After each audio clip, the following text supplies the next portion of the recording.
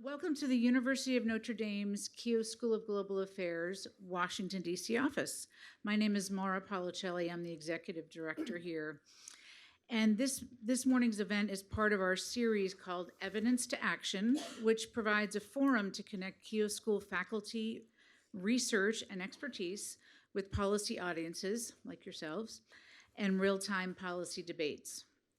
Leading the conversation will be our esteemed Paul Winters, the Associate Dean for Academic Affairs and Keough Hesburgh Professor of Global Affairs. Professor Winters' expertise is on rural poverty and food insecurity. His research and teaching focus on the evaluation of policies and programs designed to address these issues, and he has published widely on these topics. He holds a PhD in agriculture and resource economics from the University of California at Berkeley, an MA in economics, and a BA from the University of California in San Diego. In addition to his academic credentials and accomplishments, Professor Winters is a practitioner. He's the executive director of the Innovation Commission for Climate Change, Food Security, and Agriculture. Based at the University of Chicago, is a commission that promotes innovation development and scaling at the intersection of climate change, food security, and agriculture. It is in this capacity that he will be playing a key role in the upcoming COP28 climate talks on food systems. He traveled from Notre Dame's campus in South Bend, Indiana to be with us today, but he is no stranger to Washington, D.C. or the global policy world. Prior to joining the Keough School, Professor Winters was the Associate Vice President of the Strategy and Knowledge Department and Director of the Research and Impact Assessment Division at the International Fund for Agricultural Development in Rome.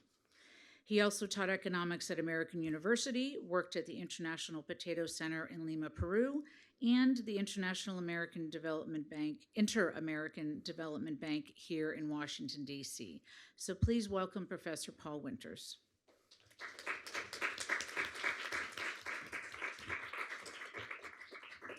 Thank you, Mara. So as Mara mentioned, I've been working closely with the COP on the innovation pillar. This year, for the first time, the UAE COP presidency will put food and agriculture as part of their agenda. On the first day of the COP, food and agriculture will have a special place in the agenda, the current plan. It will be the first thematic area covered after the opening. And on the 10th day, there'll be a day entirely dedicated to food and agriculture. This is a big step for the COPs, that it's now forefront in the discussions on climate change. This will include a leaders' declaration on a resilient food system, sustainable agriculture, and climate action, which recognize the links between food systems, agriculture, and climate change, and ask countries to incorporate food systems and agriculture into their nationally determined contributions and national adaptation plans, which should be redone in 2025. So the hope is in 2025, as they update these documents, food and agriculture will start being incorporated into those. So the Leaders' Declaration, we hope that over 100 countries will sign on to that. A related pillar to all of this is these state-level efforts is the pillar around innovation, the one that I've been working with very closely with some colleagues here from the U.S. Department of Agriculture. So in COP26, the United Arab Emirates, along with the U.S. and others, put forth the Agricultural Innovation Mission for Climate. The idea was to promote innovation as a key aspect of addressing climate change in agriculture. So in the COP, with partners like the US, innovation will be a big focus to addressing these issues. You might ask, why is this the case? Why is innovation such a key part of this? On the adaptation side, weather patterns are changing and leading to droughts, floods, shifts in agricultural production possibilities. For example, there are questions about the altitudes by which quality coffee can be produced. A couple of weeks ago in New York, I was in a meeting with Lavazza, sustainability officer, and asked him about this. Lavazza is a big Italian coffee producer. And I said, well, what's going to happen? Are we not going to be able to wake up in the morning because we don't have our caffeine? And his response was, we're counting on the Brazilians to innovate. And so they're counting on Embrapa, the Brazilian research organization. Well, what does that mean for the Costa Ricans, the Nicaraguans, the Ugandans that also produce coffee? And he shrugged his shoulders and says it depends on if they innovate or not.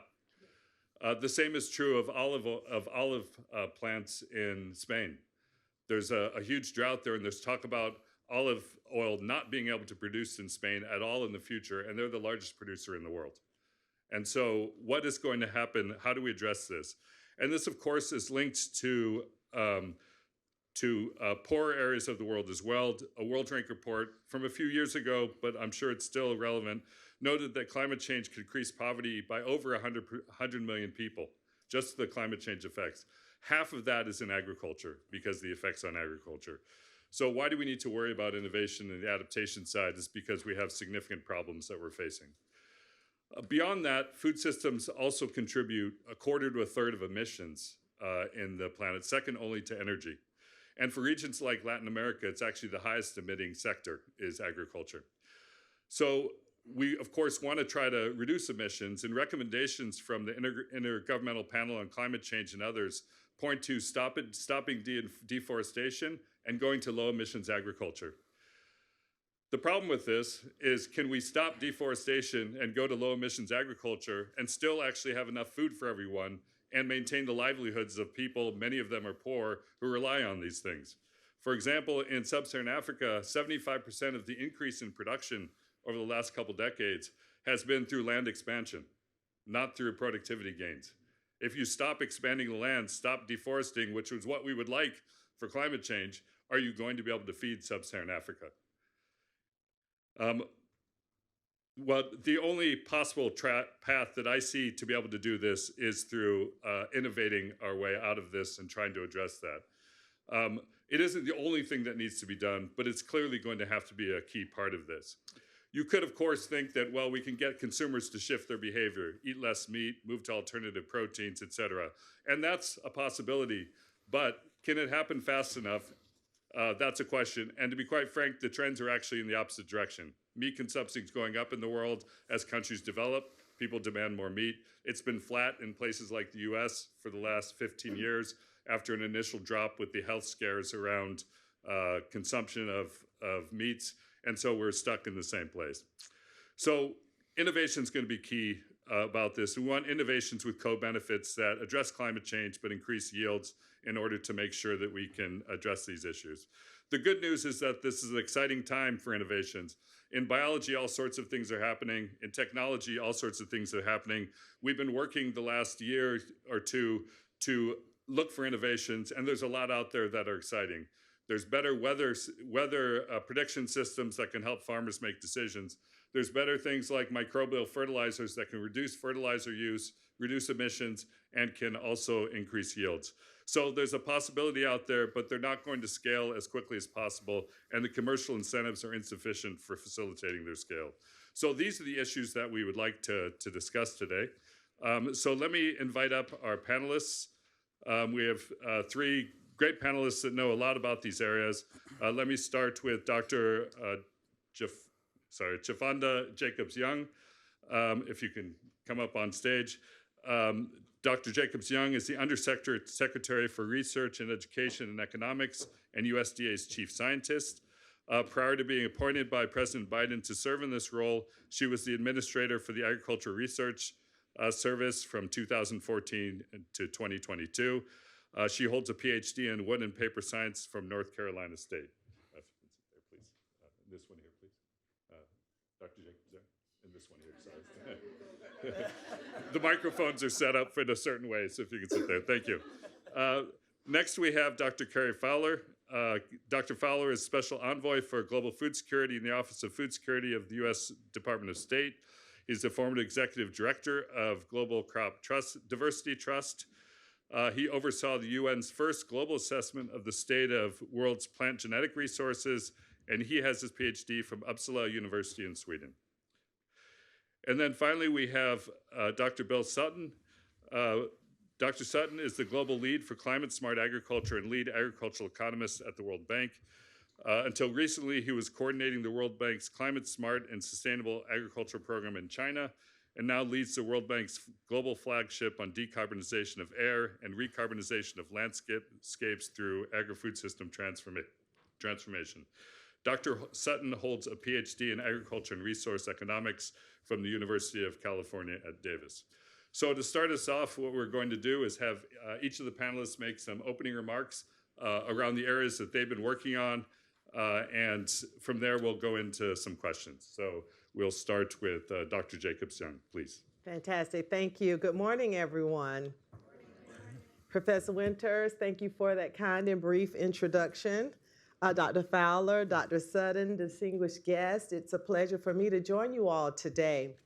Now, the global situation underscores the need to unite behind common principles and take action to end hunger and poverty, face the challenges of climate change head on, and build more sustainable, equitable, and resilient food systems. We've heard from our colleague here that innovation is key to increasing sustainable agriculture productivity, growth, and profitability in agriculture, while also decreasing climate and environmental impacts of ag. Now, investments in and support for ag research, I know for those who've heard me before know that I am a broken record around investments in agricultural research and development allows our farmers to assess solutions that enhance productivity and efficiency and also build prosperity. Only by leveraging innovation and science can we provide our farmers, our fishers, our ranchers, our foresters, and others with the tools to improve productivity, sustainability, and resilience. Now, in 2021, together with the United Arab Emirates, we launched the Agriculture Innovation Mission for Climate, AIM for Climate. Now, with over 500 partners from around the world, AIM for Climate is growing rapidly. AIM for Climate focuses on driving more rapid and transformative climate action in the ag sector, empowering agricultural innovation to be a part of the solution to address the climate crisis, build resilience to its impacts, and create co-benefits of climate action. So to achieve this goal, AIM for Climate participants intend to catalyze. AIM for Climate participants will catalyze greater investments in and support for climate-smart agriculture and food systems innovation to help raise our global ambition. So AIM for Climate partners have announced over $13 billion of increased investments in climate-smart agriculture and food systems innovation.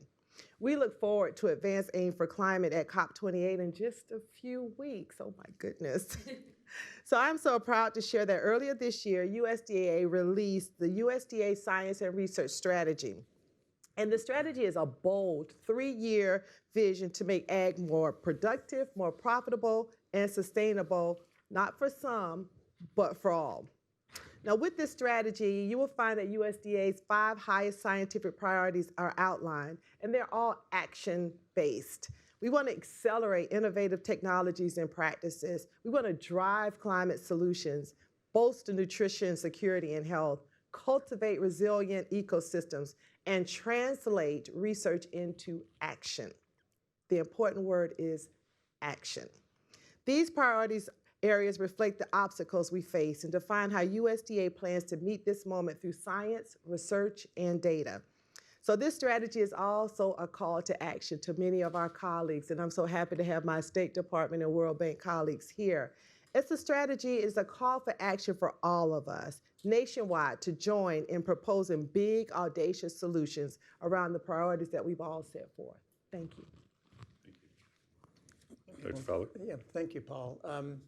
The Undersecretary and I have been on the same stage quite a few times recently, and as a duet, I'm not sure we're quite up to the Simon and Garfunkel level, but we do a mean version of Bridge Over Troubled Water, which is what we're getting at. So I know the time is limited. I'm going to jump right in. Last month was the 536th consecutive month in which the global average temperature exceeded the 20th century average for that month. October in this case, 536 consecutive, quote unquote, above average months of temperature. Now, I don't know whether that's climate change or climate coincidence, but to a farmer, it's sort of the same thing. It's bad weather, and bad weather is bad weather, and you have to adapt to it. If we look out into the future to 2050, we see that the world really needs to produce 50 to 65, maybe even 70% more food. And yet, if you look at a continent like Africa, which is going to be the most populated on Earth by the end of the century, you see the projections of some of the major staple crops are not plus 50, 70%, they're minus something or other. In the case of maize, maybe even minus 20, And just recently, there was a report, I think it was Texas Tech University, put out on total factor productivity, showing that we really need to be making, total factor productivity, by the way, is sort of a measurement of how much you get out of agriculture for the total amount that you put in, land, labor, capital inputs, and such. We need to be improving that by about almost 2% a year. We're a little bit over 1% now, so we have a long way to go. But if you look at Africa, Africa's probably slipped into the negative column, and it needs to produce even more than 2%. Looking at Africa now, particularly sub-Saharan Africa, which we're very focused on, 83% of the people in sub-Saharan Africa cannot afford a nutritious diet. Think about that, 83%. And 31% of the children under 5 are stunted. How do you develop, and forget the humanitarian aspect of that for a second, how do you develop an economy when 83% of the people can't afford a nutritious diet and 31% of the upcoming generation are stunted? We know that national security and food security are interrelated. You can't really have national security without food security, and we know food security is related to nutrition, and economic stability and progress is related to all those things. We don't get that if we don't increase production in the face of a growing population. We also know that food aid is not the same thing as food security. And in fact, the gap is growing between our ability to supply food aid and the growing number of people that need food aid. So I think the lesson is that we have to address the systemic causes. That gets back to the comment that the Undersecretary made a moment ago about research and development. In the U.S. government, we of course have the USAID's Feed the Future program. And just earlier this year at the State Department, we launched something we're calling the Vision for Adapted Crops and Soils. That vision is premised on 2 facts and 1 assumption. The fact is that the first fact is there's no such thing as sustainable agriculture or improved production based on depleted soils and unadapted crops. That's a fact. That's fundamental. The second fact is that Africa is rich in indigenous and traditional crops, hundreds of them, literally, that have, to this point in time, suffered from massive underinvestment. That's what the African Union says. And the assumption I make is that there's a lot of potential in these crops, but it's unrealized potential that we need now to begin to realize. So what the State Department has done, co-sponsored with the Food and Agriculture Organization of the UN and the African Union, is put up a process to identify those indigenous and traditional crops that have the most potential for adding nutrition to the diet in Africa. We've identified, we went through quite a process, I won't go into detail on that, but we've identified about 60 of those crops that have the most potential.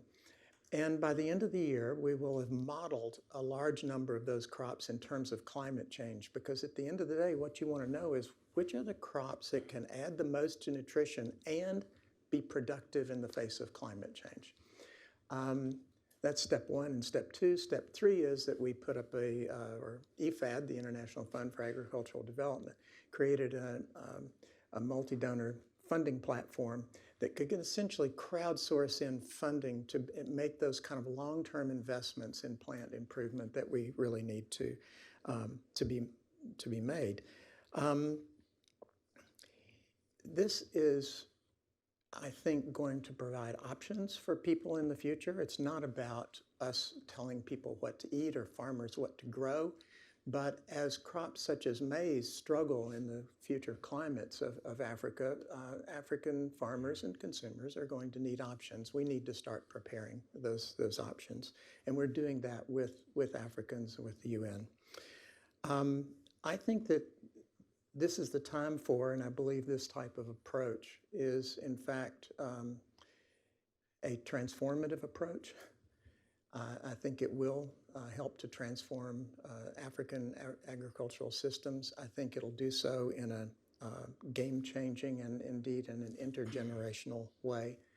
And I believe that if we can succeed in this type of approach with Africa, I think there are other regions in the world that could benefit as well. So thank you. Thank you, Dr. Fowler. Dr. Sutton? Yeah, thanks very much. Good morning, everyone. Really excited to be here and represent the World Bank and talk a little bit about what we do on agriculture and climate change.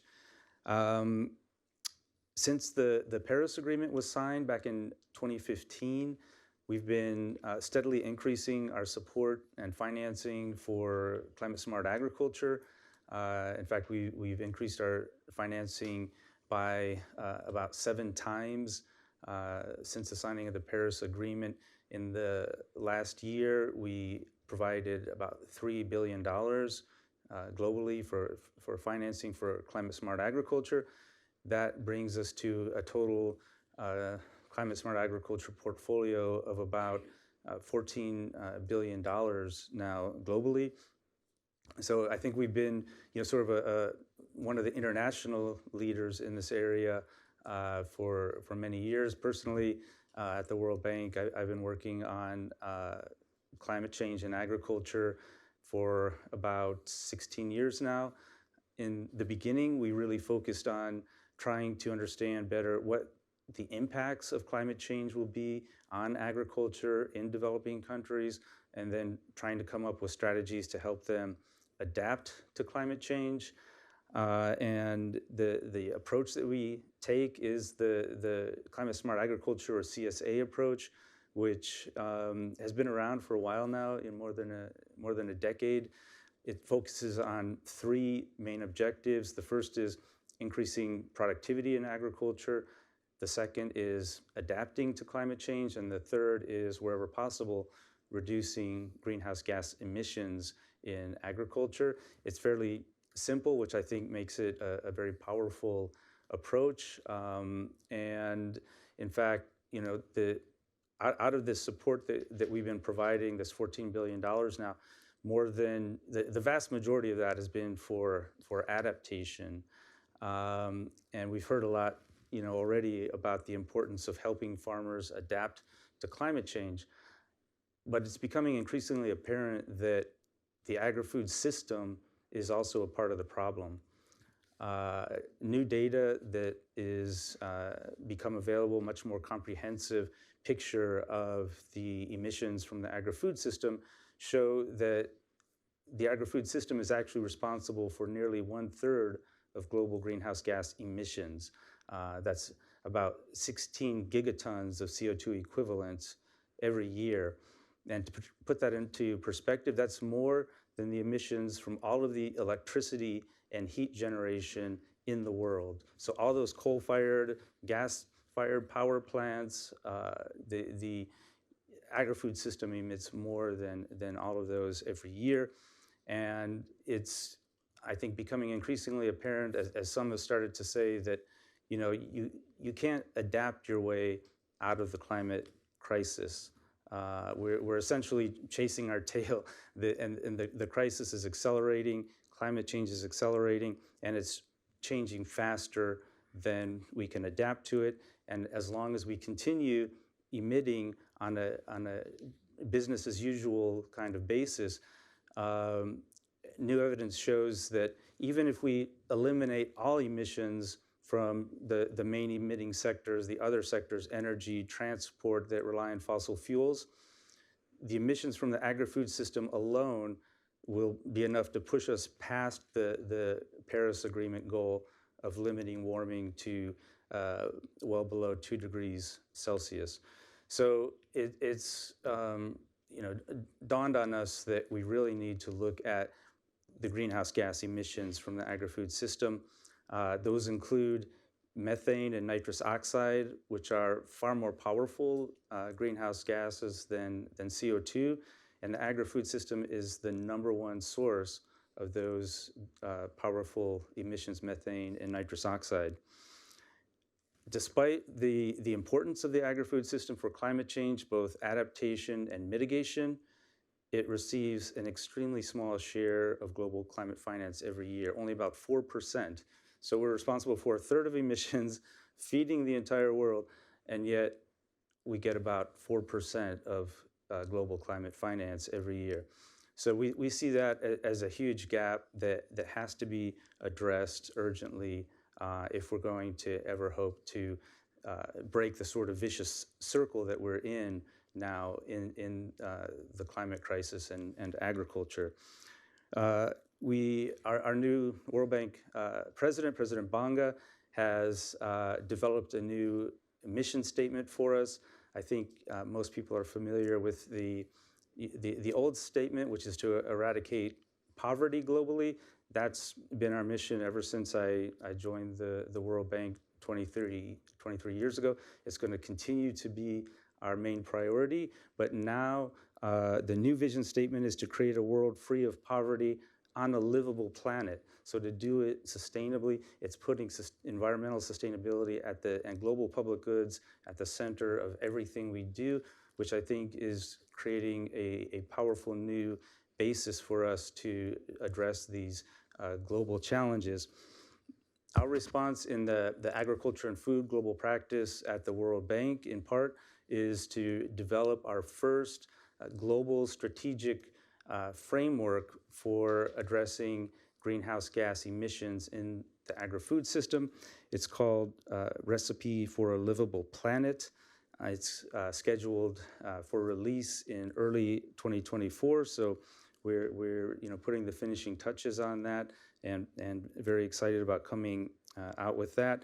It looks at it analyzes the emissions, greenhouse gas emissions from the agri-food system by country income category, high income, middle income, and low income, which is also the same way the World Bank categorizes countries for our lending.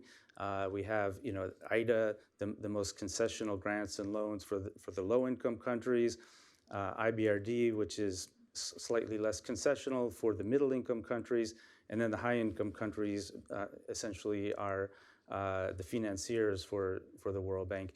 Looking at those emissions, I think one thing that might surprise people is that the vast majority of agri-food system emissions are actually coming from developing countries, our client countries. So that's another reason why the World Bank feels it's important to engage in this battle against the climate crisis.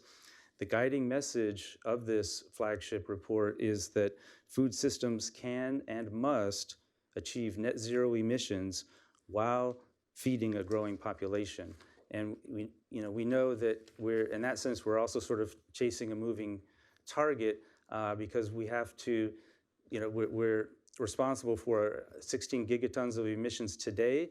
By 2050, we have to feed another 2 billion people. So it's not just reducing emissions in today's agri-food system, but as we expand, doing so in a way that is much more climate friendly and environmentally friendly. Again, the agri-food system, in addition, can be a cost-effective source of solutions for greenhouse gas mitigation. Some of those solutions are even negative cost or cost savings, things like reducing overuse of nitrogen fertilizers or reducing food loss and waste. It actually saves you money and reduces emissions. So we try to prioritize those, and we have recommendations for each of the country income types so that we can reach net zero emissions in the agri-food system. And again, that report, Recipe for a Livable Planet, will be coming out in the next couple of months. Thank you. So, as Maura said, I specialize in rural poverty, and that's what I've been working on, which is a depressing enough area. But then you start talking about climate change, and you go to these climate change meetings, and it's not hard to think, man, this is a downer, right? We have a lot of problems to deal with here, and the numbers that the bill was putting out there are true, right? I mean, they're problematic. So how do you get to this path?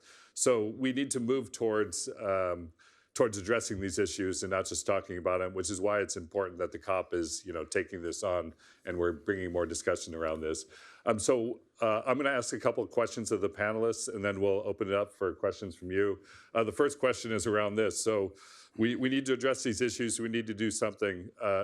What would you say in Aim for C, VAX, in the World Bank's work, success would look like in 5 or 10 years if we actually were making progress towards that. So Dr. Jacobs-Young, what would success look like? What do we hope to achieve in that 5 to 10 year horizon?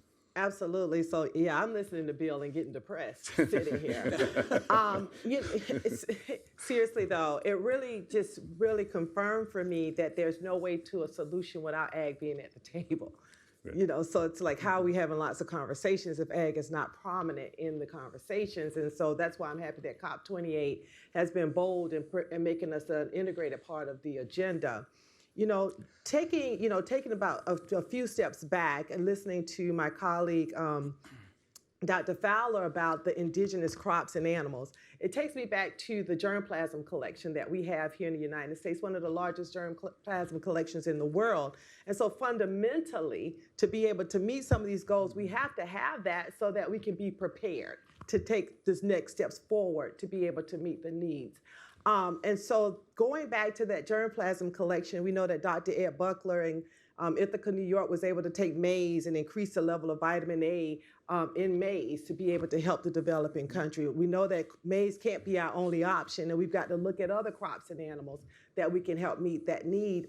And that's where innovation comes in, because we go back to something as fundamental as a germplasm collection, find the appropriate traits, and be able to meet drought, deluge, high temperature, salinity. We can do that only if we're prepared with the infrastructure that we need to have. And that's just my plug for investments in agriculture research because of the germplasm collection.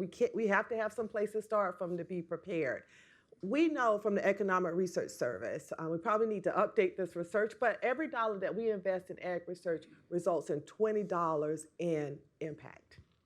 I'm not the economist in the room, but you guys do the math on that one.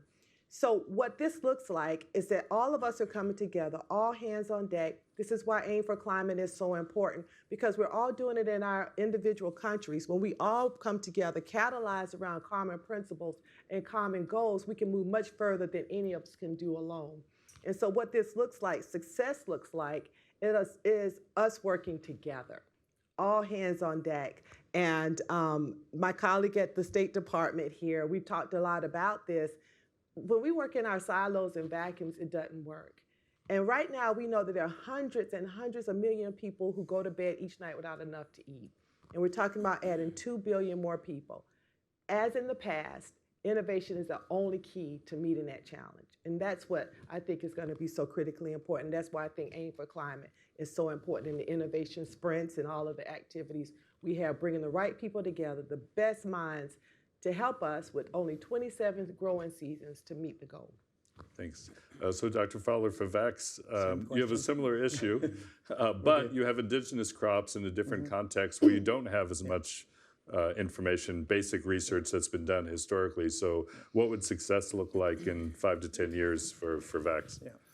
Well, with our vision for adapted crops and soils, we have a number of approaches, programs, projects in the pipeline to help build up African soils that are quite depleted. If you think about it, they need better soil health and fertility, and we need adapted crops. So on one level, I could say, well, success looks like actually ramping up the yield levels of some of these indigenous crops, getting some of the vegetables that are rich in micronutrients and macronutrients into the diet systems, get some of the legumes going, which provide protein and enrich the soil. I could talk in those levels, but with that type of thing. But I think more fundamentally, success really looks like changing the discourse around these issues. And part of the change in the discourse that I would like to see is that we talk about agricultural systems as not just providing calories and filling the belly, but providing good nutrition. And that we start to orient our development programs and national agricultural research programs around that challenge of providing good nutrition. The other thing, and this kind of goes in line, is consistent with my saying that I think we need to change the conversation and the discourse around these issues, is agricultural R&D. Here's where the Undersecretary and I are very much on the same page, and indeed our bosses are on the same page. both the Secretary of State and the Secretary of Agriculture believe that we really need to push agricultural R&D, and indeed we need moonshots at this point. Why? Because the kind of incremental changes, improvements, if you will, that we've seen in yields and production levels of our crops, are not going to be sufficient to get us where we need to be by 2050. One could argue that they're not sufficient now, certainly not by 2050. And B, I'm not sure we can even count on those incremental changes in the face of climate change and the other challenges. So we haven't had large-scale, big improvements in agricultural productivity, one could argue, since, the 1960s and 70s. We need to invest in some moonshots, and that's to take the long-term view. Okay, thanks. Dr. Sutton, the same. So your report is just coming out, right? And what do you see as success in 5 to 10 years if we can get more of that finance, as you were talking about, into climate change and follow those objectives of productivity, adaptation, mitigation? Right. Yeah, I mean, I think, first of all, the number one priority has to be feeding the world with nutritious food. As Dr. Jacobs-Young mentioned, today more people go to bed hungry every night than ever before. We have to be able to change that situation, but we have to do it in a way that also helps to heal the planet. And we believe that agriculture actually has that potential, not just to feed the world, provide nutritious food for everyone, but to help heal the planet. And it's a big task.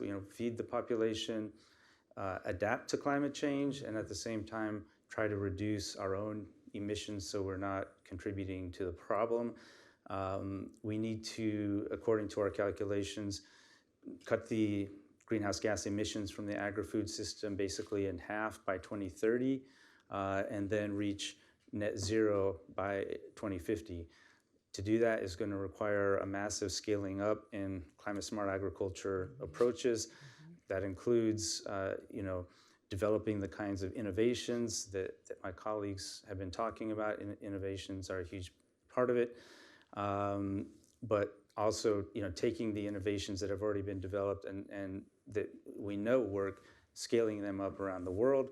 And to do that, we need increased financing. As I mentioned, the agri-food system only gets around 4% of global climate finance. So, trying to increase that to be more on a par with our importance for climate change and for feeding the world. And to do that requires realignment, massive realignment of financing, both within the agri-food system and also across sectors. So success would be feeding the world and adapting to climate change and being able to achieve those net zero emissions by the year 2050 so that we're part of the solution and not part of the problem. Thank you. Okay. Thanks. Why don't, given the interest of time, let me see if there's anyone in the audience that has any questions. If you have a question, please keep it very brief and to the point. Or otherwise, I'll just keep asking questions. So can I add just a response to, in addition to Dr. Sutton, also we want to be able to help our producers be successful, right? Mm-hmm. So we talk about ag being at the table. We also need to have our producers at the table as we talk about developing some of the solutions and responses to this. And here, even in the United States, we have to find a way to help our producers be profitable. And so if we want them to be a part of the solution, be successful on their land, we also have to find those benefits of climate, because there are a lot of co-benefits. And so how do we use those in a way to help feed people, protect the earth, and make sure that our producers can have a successful production practices on their land? Let me ask a little bit about that, because one of the problems you have is so there are, as I mentioned, there are innovations out there, and you've mentioned some potential innovations. You have the basic research, you have the infrastructure for research. And we have potential solutions. The problem is some of these things can be global public goods, right? So they're in the benefit of society, but they're not necessarily in the benefit of the profitability of farmers. And others just have, behavior is, they don't have incentives. So take livestock. Assuming people want to continue to eat animal products, we have a lot of emissions coming out of livestock. It's a huge amount. There are solutions. There's vaccines that are being developed to reduce emissions. There's feed additives. There's genetic modification. There's all those possibilities. But I was talking to a professor at UC Davis and asked him, are the farmers going to do this? And their answer, and he asked the farmers, and the farmers said, basically, show me the money, right? We'll do it if there's an incentive for it, but it costs us to do these things. So why should we? So how do we scale these innovations? What can we do to try to, what challenges do you see in scaling these? And so how can we take these to scale? So why don't I start with you again I'll just start real quickly, and I'll allow give my colleagues some airtime. One of the programs that the Biden-Harris administration administered, putting the money where our talk is. It was a $3.1 billion program on climate smart commodities. Right. And so, because we recognize there's a gap in this space to be able to scale up some of these technologies.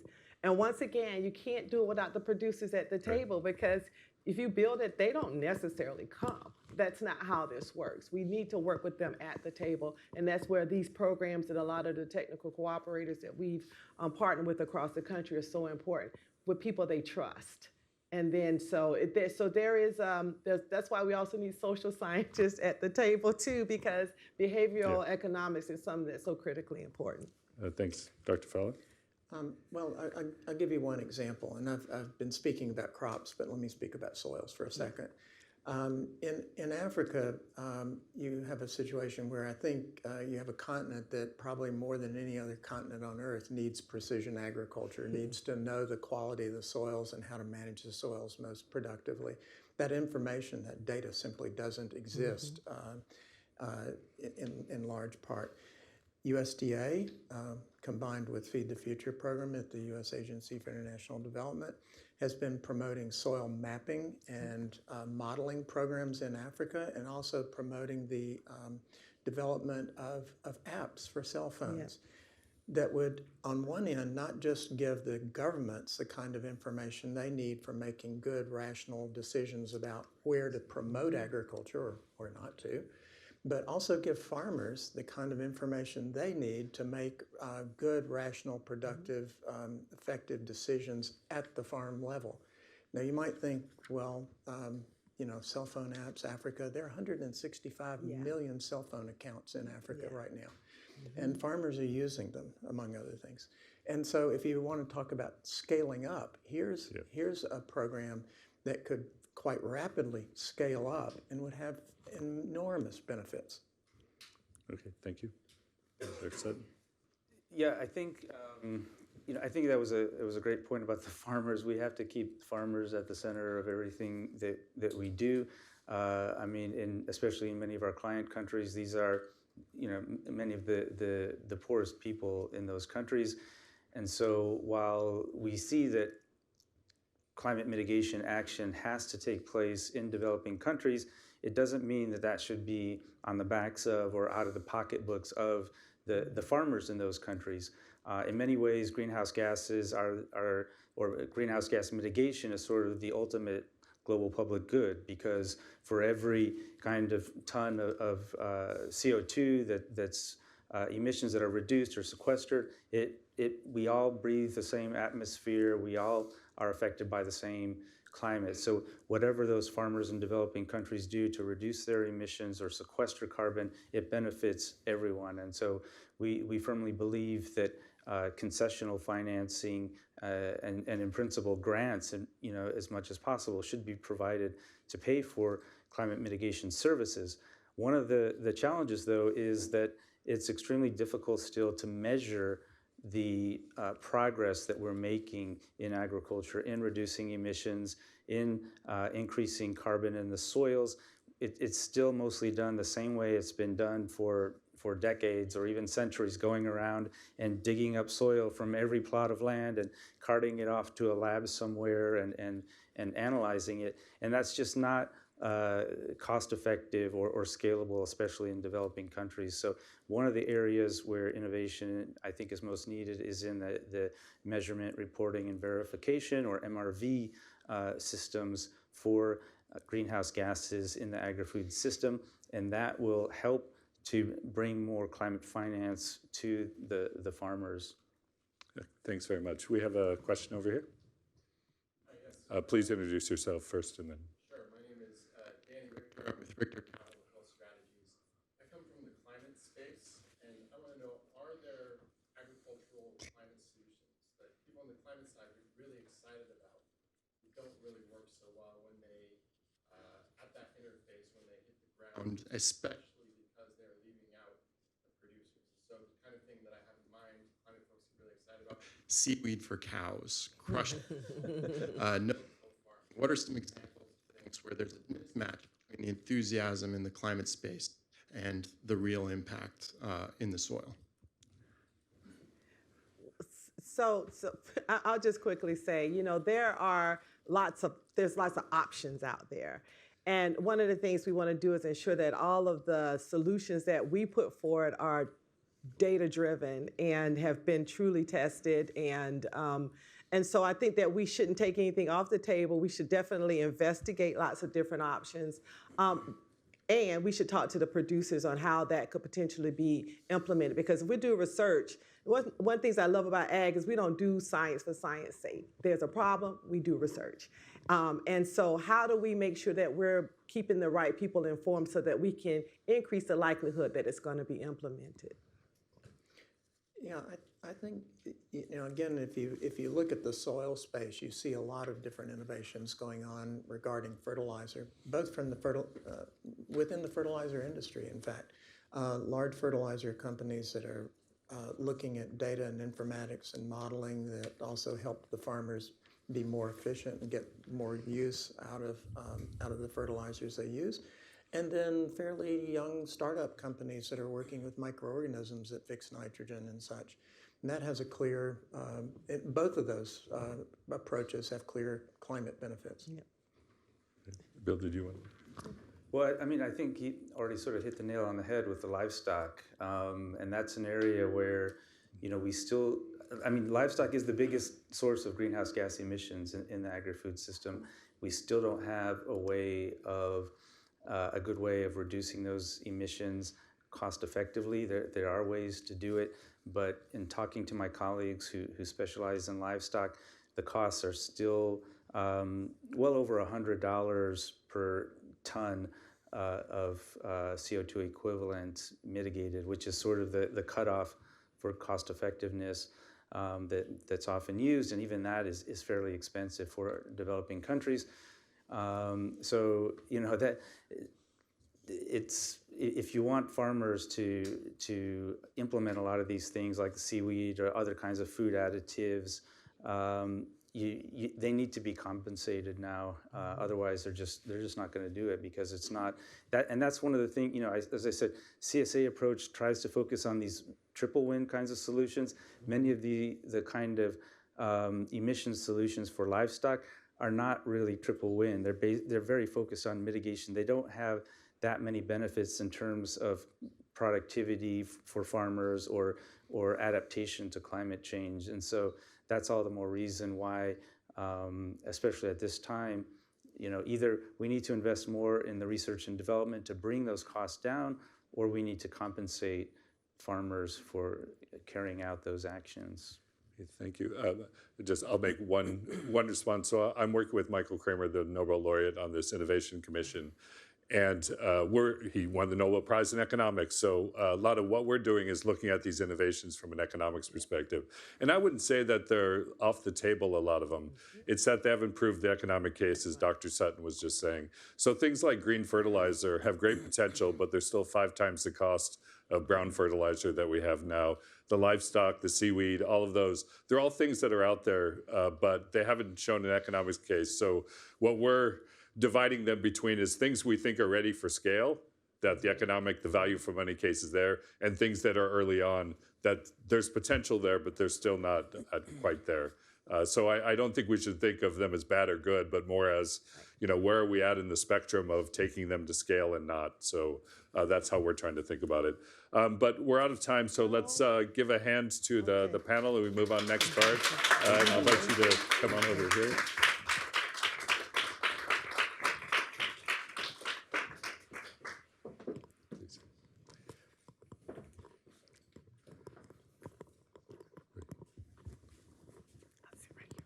Well, I can just use this one, right? Thank you, everyone. So we're going to move on to the next part of our session. We're fortunate today to have at least my neighbor to the north. So I'm from South Bend, Indiana, and live in an area called Michiana, which is the part of southwestern Michigan and northern Indiana that are similar in area. So our neighbor to the north is here today, Senator Debbie Stabenow. She's made in Michigan through and through. The U.S. Senator continues to lead on public policy and improves the lives of the people of Michigan and Americans across the country. Her leadership is characterized by an unrivaled work ethic, the ability to build bipartisan coalitions to get things done, and a commitment to public service that has set the standard for constituent service. Currently, and very importantly for our discussion today, she is the chair of the Senate Agricultural Committee, or the Committee on Agriculture, Nutrition, and Forestry, which has jurisdiction over agriculture productions that Dr. Jacobs-Young was referring to earlier, nutrition programs and rural development. The Farm Bill, again, another very important bill for the U.S., is currently under negotiation in Congress, with the sixth one Senator Stabenow has worked on, and the third time when she will have authored or co-authored it as chair and ranking member of the Agricultural Committee. She is also the chairwoman of the Committee on Finance's Subcommittee on Healthcare, and serves on the Committee on Budget and the Committee on Environment and Public Works. In addition, she is an active member of the Bipartisan Senate Climate Solutions Caucus. So if it's not obvious, an important member of Congress, but also important for the discussion that we're having right now. So welcome, Senator. Yay. I'm fangirling. Wonderful to hear, my friends, before that you've heard from the experts. I mean, you just had this fantastic panel. And so thank you so much for including me in all of this, Paul, and thanks for everything that all of you are doing. As Paul said, I've been around long enough, I don't know what that says, to have been involved in 6 5-year farm bills. And this is the third one that I am now leading. And I have to tell you, it gets more challenging, it seems like, every time we are doing this. But what I'm very pleased about is that in each of those I've led, and including this one, a focus for me is the climate crisis and what we can do in agriculture and sustainable forestry. And we have made progress, and it's not as fast as it should be, that's for sure. But we have made progress over and over again. And I remember back in my first farm bill when I was a chair, the one that was the 2014 Farm Bill, I wanted to be doing innovations that related to tackling the climate crisis. And at that time, it's better now, but at that time, I couldn't get the words climate change or climate crisis into the Farm Bill. And so we did innovative conservation grants. Climate. We did hearings where I couldn't get bipartisan agreement to do hearings on climate. We did hearings on severe weather. And so we've come a long way. We have come a long way, but there is so much more to do. I was at COP26 in Glasgow to raise awareness about there's so many different terms, but we were saying nature-based climate solutions like agriculture and forestry, obviously, both incredibly important. And I'm so pleased that COP28 will be the first time the conference calls for global action to adapt food systems in response to climate change. And of course, as we know, it's not just adaptation, it's being part of the solution. being part of the solution in all the different ways that that can happen through agriculture and forestry. Frankly, I don't need to explain to farmers anymore about the climate crisis. 10 years ago, when I was first trying to do this, and we first tried to do a climate bill through Congress, I was leading the part on agriculture and forestry, and I was having to debate people whether this was real. Not anymore.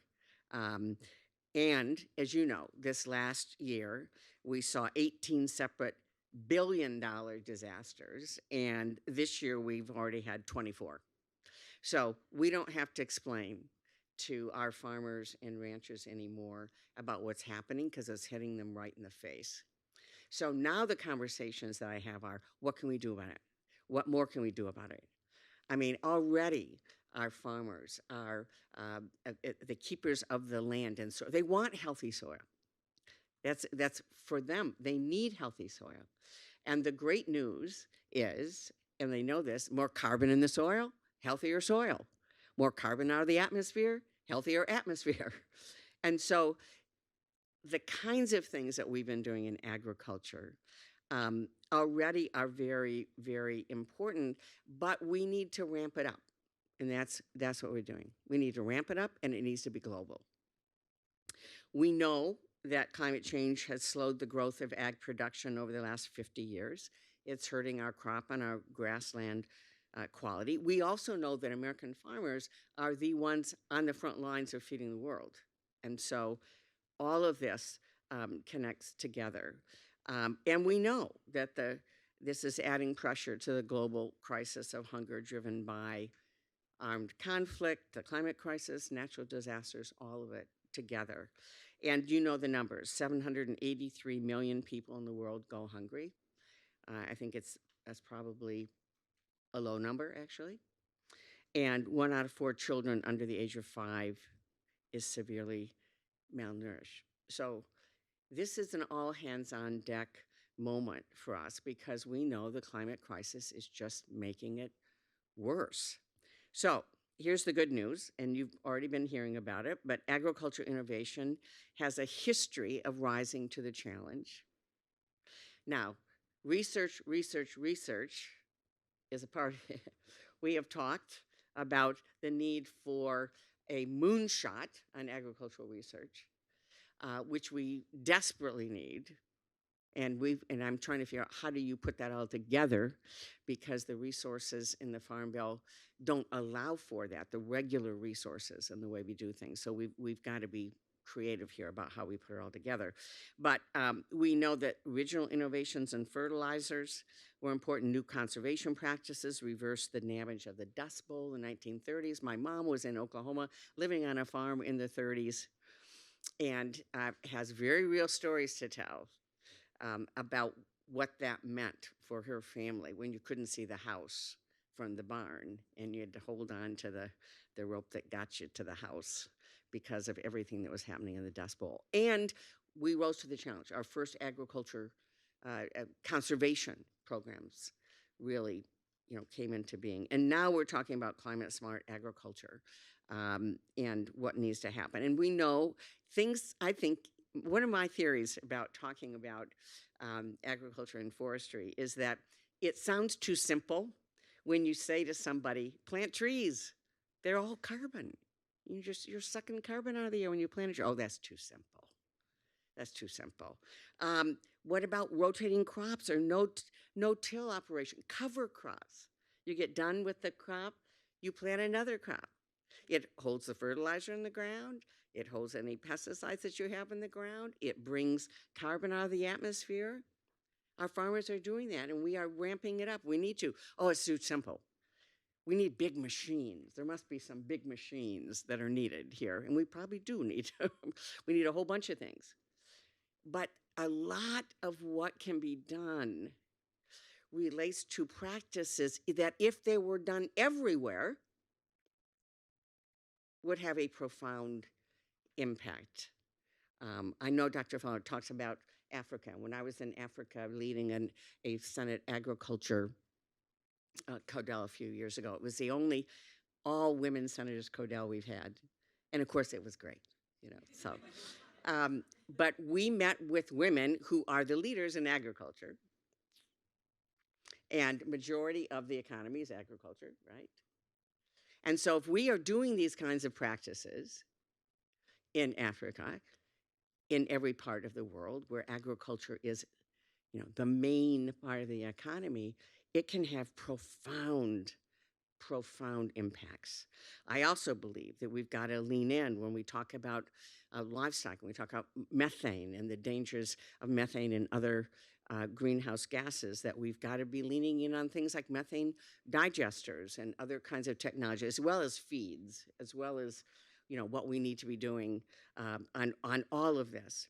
In the United States, we can remove the equivalent emissions of all of the cars and trucks on the road by implementing the kinds of practices now that we call climate smart agriculture and improved forestry practices. Now, I come from a state that makes automobiles, so I don't want you to stop buying automobiles. Although we're rushing to EVs and other clean energy technologies, and I hope that you're going to be purchasing those. Like I have my wonderful Chevy Bolt that I have right outside. So, but the fact is, this is a big deal. Improving air and water quality, increasing pollinator and wildlife habitat. And our farmers see this both as an important part of their risk management, of their bottom line, as well as their part in addressing what's happening in our environment. Last year, we made a historic investment in climate smart agriculture and in forestry for the first time. And of course, the department, the USDA is doing a wonderful job moving forward. Thank you, Shawanda, in all of the work that's being done to really ramp this up and use these funds as well. And we have had record interest in this. A lot of people on the other side of the aisle who didn't support this were saying, well, farmers don't want it, they don't need it. They're rushing to be able to get funding through the programs that have been set up. And these are voluntary programs they already do, but they can now do more of it, which is very important. So I am committed in the context of the Farm Bill, the 5-year Farm Bill, to make sure that money is right there for its intended purpose. It's really critical that we not in some way back away from this commitment that our farmers want and need, and that we know is so effective. Let me mention one other thing, and that in the area of forestry, because there is, I believe, so much that we need to be doing, not only to stop losing our forests, like in the Amazon or in our country, in Tongass or wherever, but to be able to do reforestation. And 2 years ago, in the infrastructure law that passed, that we actually celebrated 2-year anniversary yesterday, Senator Rob Portman from Ohio and I were successful in getting a bill of ours called the Replant Act into that. And it will help reforest 4.1 million acres, public forests and lands, by planting 1.2 billion trees over the next 10 years. And I think this is very important as well. We know that planting these trees over the next decade will sequester 75 million metric tons of carbon. And we also know that reforestation is also part of improving soil health and protecting our wildlife habitats. And we also know it creates jobs. This whole a move forward. In fact, the American Forests found that the Replant Act would create nearly 50,000 jobs over the next 10 years. So I think it's really important that we have strategies around our forests and protecting and adding to our forests as well. So in my mind, we can accomplish a lot together if we take these practices and others that we need, obviously. There's much more that we need to learn about so that we can bring things to scale. But doing this globally will have a tremendous impact, I believe. I believe it's absolutely necessary. I don't believe we get where we need to go without including agriculture and forestry as part of the solution. And so it's very important. So we are in a position not only to adapt and food systems, but we have to be moving forward more aggressively on actually reducing greenhouse gases and having these sectors be a part of the solution. So thank you so much for hosting me today, and be happy to take any questions. Why don't you, thanks, nice to meet you. Why don't you go ahead and sit over here, and I'll sit here. You sit. I'll sit right here. Okay. Thanks. Thanks so much. Great. Oh, sure. All right, we'll sit in the 2 minutes. Whoops.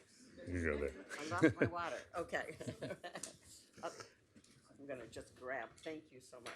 Thank you. Thanks, Senator, for those remarks. Very interesting. So we do have time for some questions, so I will open to the crowd. I'm going to ask one, and then we'll go to the crowd. So I'm very curious about the Farm Bill and what you think the promises are for the Farm Bill in terms of incorporating climate change, and whether you can get some bipartisan support, even if they don't say the words climate change. Can you get support to actions that'll help facilitate a transition of agriculture to be a little more climate friendly? So if you can Well, talk first, about let me that. say the good news again. Is this way okay? Yeah. Okay. The good news is that the work that we did a year ago now through the Inflation Reduction Act really set the stage by adding significant dollars to conservation practices that we know are very important, and we call climate smart practices, and also on forestry. And so that goes on next to the Farm Bill. We also have conservation programs in the Farm Bill, and which I ramped up every year. I mean, every Farm Bill doing more and more in conservation.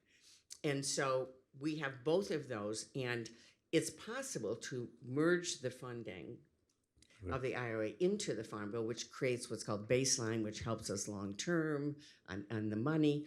And I think that would be a good idea if we can keep all of the climate provisions. So if we do the whole thing and move it into the Farm Bill, that's great.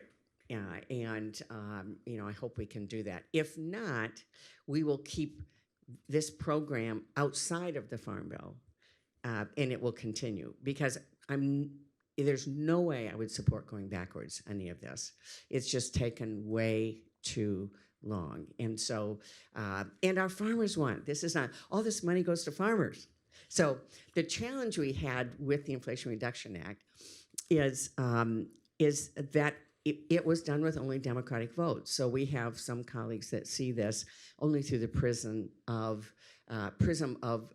partisanship, which I keep trying to pull them over. We had, over 1,000 farm groups that had input in this, wanted this. This is something that should have been done no matter what. And once in a while we have a process called reconciliation where you can do something big with only one party. Now, our friends on the other side chose in 2017 to take that process and do these huge tax cuts, $2 trillion in tax cuts. And not my priority, then vote for it. We chose to do something else, on tackling climate and bring down cost of prescription drugs. Not their priority. So from my standpoint, we get that. I think it's a truce. Okay, now let's go on and just keep moving forward. And we will, we will have, and we will continue to support climate smart practices that farmers want, farmers need, and it will be in the Farm Bill. Thank you very much. I think a lot of people, myself included, until I heard a story a couple of weeks ago, didn't actually know the Inflation Reduction Act had things incorporating agriculture into it. So it was good to hear your remarks about it, and just now as well, because you think of it more as other types of infrastructure. So it's good to know that it actually incorporates agriculture as an important element of it. I made sure of that. Yes, and which is great. That is what I had heard recently, and I thought, oh wow, I didn't realize, and that's great that we're pushing it forward. So we do have a question. Again, if you could introduce yourself. Yeah, my name is Danny Richter. I'm with Richter Capitol Hill Strategies, and you helped pass the Growing Climate Solutions Act along with Senator Mike Braun, and that passed the Senate in a really inspiring 92-8 vote. And so my question is, what is that bill doing now that it's law, and do you feel momentum from within the Senate for more bipartisan action on the intersection of climate and agriculture? Well, that's a great question, and it was very inspiring to see. I mean, Senator Braun and I, and Senator Bozeman played an important role in that as we were getting it, really getting it through. And so to have the first bill in the U.S. Senate that had the word climate in the title actually pass with 92 votes, everybody was like, oh my gosh. So we're now in implementation. I've talked to the secretary. The USDA is now implementing this because the whole point of Growing Climate Solutions was to create a way for farmers to feel confident in the way carbon is measured and it having integrity in that process and so on, so that eventually we want a carbon market that actually works for farmers. I mean, it'd be great, not greenwashing, not pretend, but something that actually works that would allow in the marketplace for them to have another source of revenue on part of everything else that they're doing. That would be great. And now, we're not there yet, but this requires an advisory group. It requires technical assistance and putting those people in place. We have seen farmers in the past. I've seen it in Michigan where, in fact, one of our farmers said it was like the wild, wild west. Somebody would come out and say, I got a deal for you. If you do this and this and this, and then you can make a lot of money and all that. And it didn't work. And there was no real market for it anyway. And the things that they told them to do weren't the right things. And so it's important to put some structure around this so there's integrity and everybody feels confident in that process and that it's real. So Growing Climate Solutions right now is one of the things the department's working on. Thank you very much. If there's no other questions, I'm going to ask one more before we close. So Dr. Jacobs-Young made a very strong argument for agricultural research, noted the $1, I mean, it is her job, but it is also a compelling case. So a $1 invested gives you a $20 return. If you look at international ag research, you get similar types of number of a dollar reaching, $15, $16 return. So in the Farm Bill, how does ag research, and particularly ag research at the nexus of climate change and addressing the need to mitigate, how does that fit into the Farm Bill? Research is very, very important. I think we need to have more resources, though, than what we have within the Farm Bill to do this. I think we need to be, like we did with the Climate Smart Agriculture and the Inflation Reduction Act, adding to it. I really think we need to. But within the Farm Bill, a few years ago, we put together a public-private foundation, the Foundation for Food and Agricultural Research, FAR, to leverage both public money and private money. And so we've been able to put in about $200 million on the public side, and I think they've done more than that on the private side. But we need a lot more than that to be able to make that happen. But we've got to continue FAR. That's very, very important, and continue the funding we have. Separately, we have specialty crop research, fruits, vegetables, what we call specialty crops. So there's separate money there. There's some separate money around organic research. So we have pots of money around research, but I don't think we have that long-term vision that we need. Now, we did a hearing last week on in the committee on agricultural innovation in AI, which was very, very interesting, and all the positive things there, which, by the way, can help us around climate in terms of information and so on. There's also risks, in terms of information sharing and privacy and a number of things. But there's positive things. But in the context of that hearing, I said again that we need a moonshot on research overall. Now, we passed a bill called the Chips and Science Act last year, and the National Science Foundation has been given substantial resources. And I've been talking to folks about, none of that it seems to be going to agriculture. And so, although there are a couple programs going to forestry, which is good, but we need to think broadly about research. The Farm Bill is one piece, but we operate on a baseline of funding that's given every 10 years. Basically, every 5 years, we use what's called a baseline of funding. And it does not accommodate what I think we need in terms of research. And we need to think of it more broadly based on the kind of conversations you're having here and so on to really put this as a top priority for research. And frankly, our research facilities are old in many, many places. And so, which is a whole nother issue that we need to address. So I'm trying to figure out, what we could do that would really be something substantial. Okay. Well, we're out of time. Thank you very much for taking your time to join us, for your leadership on this issue, which we hope will continue both in the U.S., but also internationally to support these same efforts around the world. So if we can give a hand to the senator. Thank you.